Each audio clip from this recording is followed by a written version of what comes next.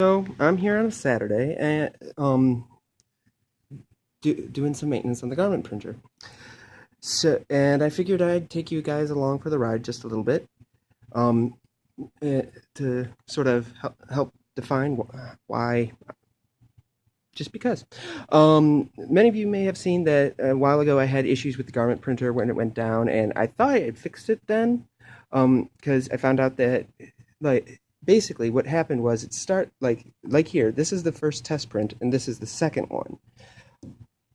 It went from this to this, and then I couldn't get it back to normal. Now, after I found out that one of the maintenance tubes that pulls in ink had dried, had some dried ink in it, which is kind of yeah. I've Since we found a really excellent screen printer in the area, I do a lot less garment printing than I used to. So I forget to do you're going to let it sit for a month, you're supposed to, or more than 2 weeks, you're supposed to let it or do a long-term storage.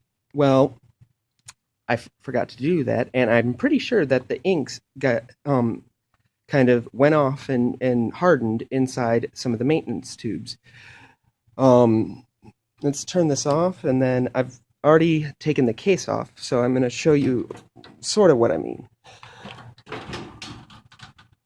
So right here are your print heads, and underneath are the caps, and then you've got your little cap wiper cartridge.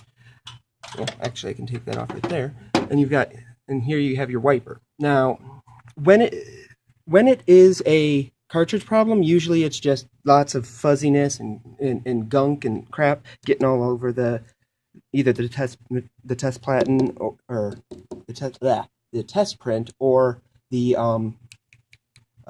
what is it called? The actual shirt, the garments that you're printing. When it's the wiper that's an issue, what happens? Because over time, like usually one of the edges will kind of pull off a little bit and detach from the metal support, and so you'll get like a floppy edge over here, and then yellow and blue will have problems printing. When it's an actual like head issue, you get kind of a fuzzy sort of, like no matter how much you clean it, no matter what you do, you get this fuzzy kind of spattery look to the lines. And lastly, when it's an actual maintenance mechanism problem, the ink just won't flow through. And so the reason I thought that I had fixed it is that if I actually do a powerful head cleaning, I usually can get it working pretty close.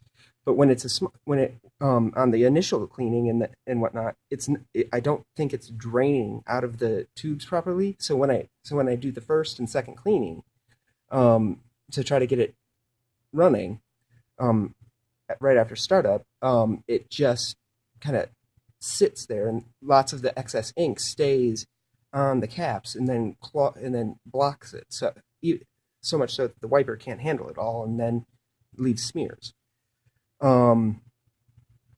So what I'm gonna be doing is I've already unscrewed this and unscrewed the back panel. We're gonna go in, and right here is the actual maintenance pump, and all this really is a tube going from here around here, and then there's little metal squeegees that kind of rotate it and create suction and push it through the tube.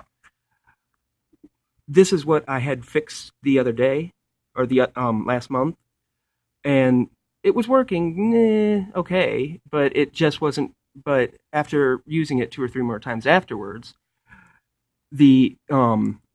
I think there's even more clogs deeper in here, and so we're going to have to go in and try to find those clogs. And it's not a full clog because it's still working just a bit, but it's so much so that you waste so much ink just trying to unclog it all, and then yeah, it's going to cost more in the long run. And if you're doing shirts, rounds of 100 or so, or 20 or 32 sided items, it's gonna start to have a problem, and then you got to do a power clean and a test again just to get everything working again. Because the automatic cleaning that goes through every 24 prints does not, you can't set that to be powerful.